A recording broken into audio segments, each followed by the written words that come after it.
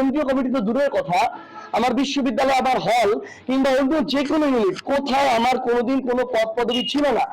এর আগে ছাত্রলীগ তাদের জায়গা থেকে যখন আমি তাদের সমালোচনা করতাম, আমি যখন সরকারের সমালোচনা করতাম, তখন তারা আমাকে জামাত শিবির মনে করতো। তারা আমার পরিবারকে পর্যন্ত ফোন দিয়ে জিজ্ঞাসা করেছিল যে আপনার ছেলে জামাত শিবিরের সাথে সংশ্লিষ্ট কিনা। তারা তাদের জায়গা থেকে পরিবারকে, আমার বাবাকে পর্যন্ত কল দিয়ে এটা জিজ্ঞাসা করেছিল। তো তারা তাদের জায়গা থেকে এটা মনে করতো। অভ্যুত্থানে আমরা সামনে সারিতে থেকে নেতৃত্ব দিলাম। যেদিন প্রথম 8-10টা ছেলে এই অভ্যুত্থানে কিংবা এই কোটা সংস্কার আন্দোলনে প্রথম দাঁড়িয়েছিল, তার মধ্যে আমি একজন। ওই ছেলেগুলোকে ডিজিএফআই নিয়ে গেল, ডিবি নিয়ে গেল, তারা তাদের জায়গা থেকে অত্যাচার করলো, নির্যাতন করলো, কিন্তু আমরা তো আমাদের পথ থেকে বিচ্যুত করি নাই।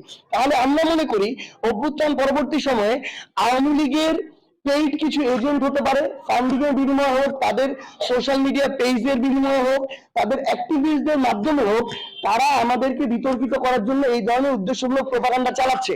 আমি একদম স্পষ্ট করে বলি, বাংলাদেশের যত এজেন্সি আছে, যত প্রতিষ্ঠান আছে যারা দুর্নীতির বিরুদ্ধে তাদের জায়গা থেকে বিভিন্ন ধরনের তারা গোয়েন্দার মাধ্যমে হোক আর যেই মাধ্যমে হোক যারা এই তদন্তগুলো করে থাকে, স্পষ্ট করে আমি বলছি, যার যত সক্ষমতা আছে আপনারা আমার বিরুদ্ধে, সাইফুল সালামের বিরুদ্ধে তদন্ত করেন।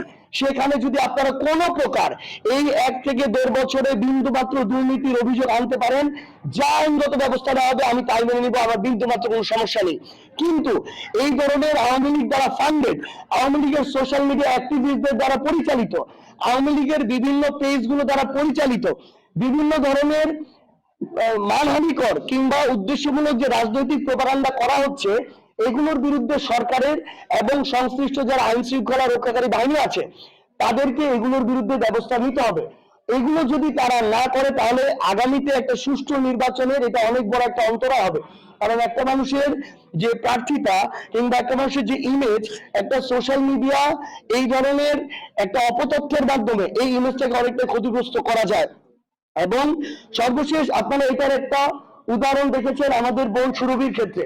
তার এজাহারে লেখা আছে মাত্র 50,000 টাকা চাঁদাবাজির কথা, কিন্তু সোশ্যাল মিডিয়া থেকে মেইনস্ট্রিম মিডিয়াতেও 50 কোটি টাকা চাঁদাবাজির অভিযোগ তুলে ধরা হয়েছে।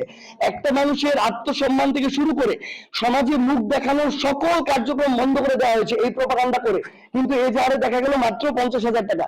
আবার পরে দেখা গেল সেটারও কোনো সত্যতা নাই। একজন সো কল্ড জার্নালিস্ট তার জায়গা থেকে তাকে একটা কুপ্রস্তাব দিয়েছিল, সে রাজি হয় নাই দেখে এই কাজটা করা হয়েছে। তাহলে